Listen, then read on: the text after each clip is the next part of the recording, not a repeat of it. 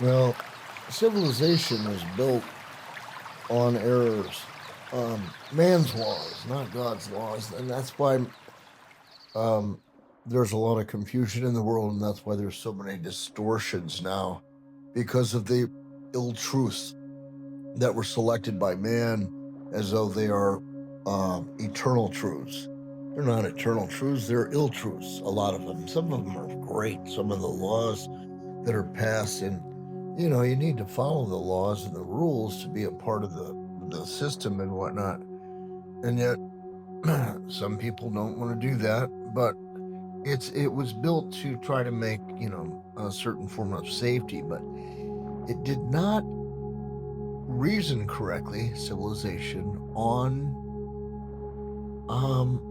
higher truth. It reasoned on lower truth, so it became its own entity. It became a mass consciousness of kind of a cauldron or a soup of uh, you know injury, hurts, injustices that is at the bottom level. That bottom level we call hell. A lot of the religions call that hell. Well, what is hell? It feels like you're held back, like you can't be a part of civilization because the rules are too great. So you get broken from civilization. I've had that happen to me, and I've learned so much about civilization because of it. That's how I can speak on it, not from an intellectual level, but on an experiential level. Some of you can relate to that, and some of you just intellectualize it. And experiential is, going through it, going through the muck, going through the dirt, going through the pit, going through the valley of sorrows to understand it better. That's what I had to do. That's what many had to do. And then you learn how to climb above it, not to be on top of it, but to be in it, but not be of it. And that's the trick that Christ was talking about. Have one foot in and one foot out. And he was talking about of the world. And the worldly nature that we have made is not truth. It's third dimensional polarity, opposites, hierarchy, top, bottom, left, right, front, back, who's good, who's bad, who's right, who's wrong. That's civilization. It's based on a triangle of hero, villain, and victim. It's built upon that. Well, that ain't truth. Truth. That's lower truth. When you read the Bible or a holy book, most people read and take it as literal. The literal translation of the Bible. Do not cast a pearl before the swine, right? Eve was made from the 12th rib of Adam. People take that literal. But that's not literal, that's metaphoric. There's a deeper hidden meaning, and that's spread all over the Bible, spread all over the Bhagavad Gita, spread all over to the Upanishads, spread all over in Taoism, spread all over in Buddhism, spread all over in Judaism. It's symbolism that hides behind the words. You have to concentrate in order to find the truth of the words. If you don't know how to meditate or concentrate, you're not very well studied about the inner teachings. You're more of an external, worldly type, which there's nothing wrong with that at all. But if you want to get broken by civilization or beat up by it, well, the only way to understand that truly is by getting beat down by it. And then you figure out a new way, new passage. That's what has happened to me in the last 2 years. And I think some of you have the same thing. And some of you don't, but everyone has a period in their life where they get beat up and they feel down and dragging. And they always, when they get there, I hope that never happens again. But the ones that learn from it, wow, what did God's trying to tell me in that dirt, in that filth, in that hell? right there in the Bible. I'm the Lord thy God. I create both the good and the evil. Well, what's an evil for? It has a purpose. It's not just, okay, I hope that never happens again. That's like God has dice, and, it's the luck of your dice that changed. Well, you got double seven now. You win, instead of, you got a 2 and a 6, you're out. That's not how God does it. That's not how God does the world. That's how civilization does it, but not God. So God doesn't throw dice. God organized all this whole place, not through magic. I mean, we call it magic, but it's through natural law. It's called the growth of natural law through matter. Through matter. Matter is form. Matter is physical. But our authorities teach us of civilization, religion, and science. They teach us that we are that form. That's a lie of civilization. Hypocrisy. Science keeps going on and on and on and on about you are the body. That's what you are. The power in the body comes from, well, let's figure it out. It's survival of the fittest. That was a long time ago. No, I don't think so. Okay, well, now it's the mitochondria of the cell. That's it. That's where all the power comes from. Now let's think about it longer. Let's do some more studies. Nope. It's coming from the DNA. Yep, and we're going to figure out those DNA patterns which cause this disease. On what level? On what? The literal level. The physical level. You're waiting for that to be healed? That's not the healer. The healer is the force that animates through all of matter. That's the healer. That force that travels. But you can do whatever you want. It's all built on choice. It's not to put down science. Science, does its thing. It does an excellent job, but it doesn't have all the truth. Religion does not have all the truth. Mix those two together and start taking some of the ideas from both. Now, hey, we got something going.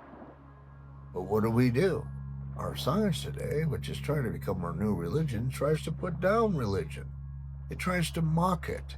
It tries to make fun of it. It tries to act like chemicals and technology is better than nature. That is a lie of man. That is a lie of civilization. It is not, but they're making a lot of you believe that, and you're believing it hook, line, and sinker. Do you know what AI can do? Do you know that if you have AI, what can happen in your life? It's all about materialism. Well, I promise you, there's going to be an AI 2, 3, 4, 10, 20. It's what civilization does all the time. Matter's not better. It's the integration of spirit, or electricity, or God, or intelligence, or Holy Spirit through the matter, which is making the healing, which is making the effort, which is making the doing. The integration between the individual and the spirit that learns to select and choose accordingly is called the soul. The soul selects consciously or unconsciously. If the soul keeps selecting unconsciously, it's what kills the person. And then science goes, well, you had a heart attack, just like your mom or your dad did. You had the same thing. That's genetics. But if you look at the causation, the cause, not just the physical matter, you'll see, that person was a lover. And that person just wanted love, and they never got the love that they wanted. And they wanted to make to love him so much, and that's what they were holding out for. And their heart got crushed twice. And when their heart got crushed, that was just like the behavioral response of their parent. They did the same thing. But what do we put in the books? Heart attack. We don't look at the soul. We don't look at the blessings of the soul and the efforts the soul went through.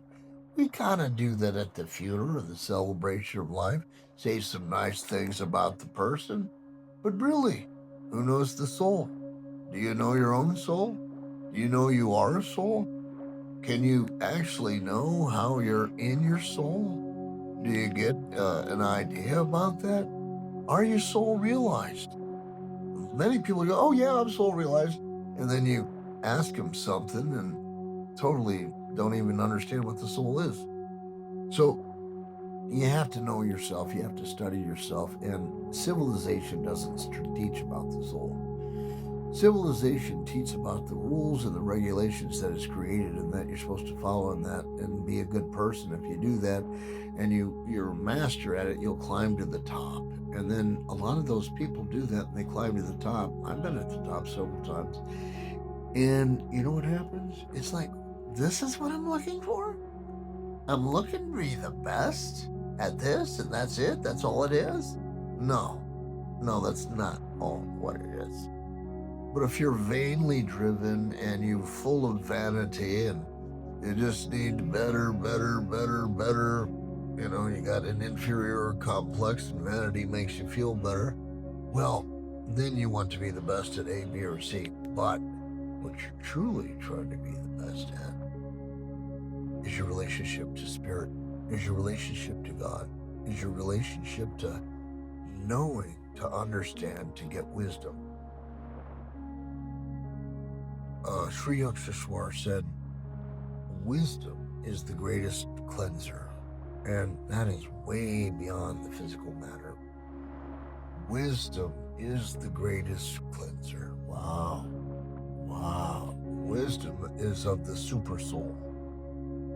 What do we say? Someone gets older, oh, you're aged, you're wise. Yeah, that happens a lot. And what does that? Experience and choice. And when the person keeps seeing A, B, or C over in their life and they make the correct choice, they heal more. They go in deeper in themselves, they become more soul-oriented. And many people think their soul is their mind. The mind is not the soul. That is not the soul. But many think the mind is the soul. The soul is above the mind. If you're looking at it from layers, you got your physical matter first, your emotional system second, your mental third, and then the soul. The soul is made of very, very, very fine energies. It weighs not even a pound. They've weighed people before and after death, life, death. They say it's about 12, 13, 14 ounces. That's how much the soul weighs. It's not very much. And so it's a compact, little sphere. And every time you die, you take that sphere with you. And in that sphere is condensed energy. And that condensed energy that's inside that sphere is a package of energy that relates to the mind, the emotion, and the soul.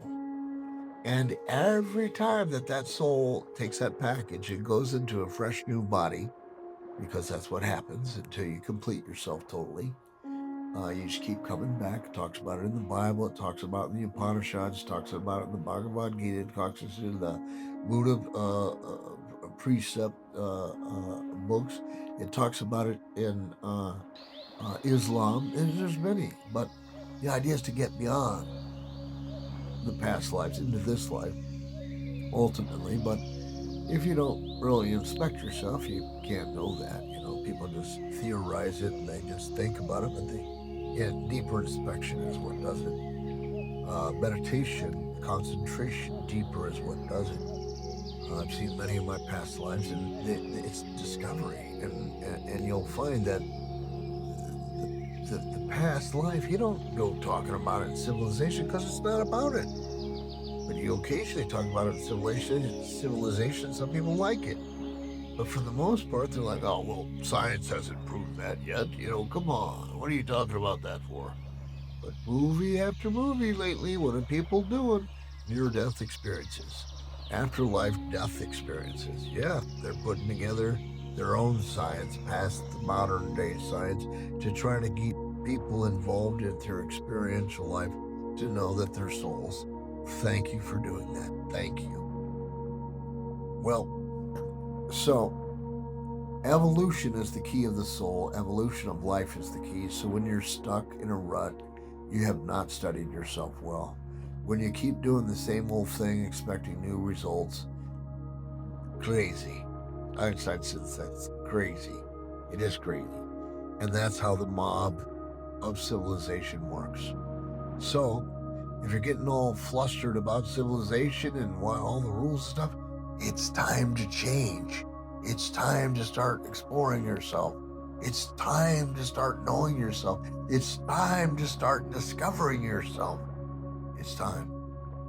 When you do that more, right, you can hear it on here. You can hear it other places, but it's take a notepad, start writing it down. Sit down and meditate, start discovering yourself. That's how you do it. You know, thought doesn't do anything. It's the will and the re-reasoning that does it, the re-correction. Otherwise, you do the same old stress responses of your ancestors. So, change life, reform yourself, and help thousands. Yogananda said that.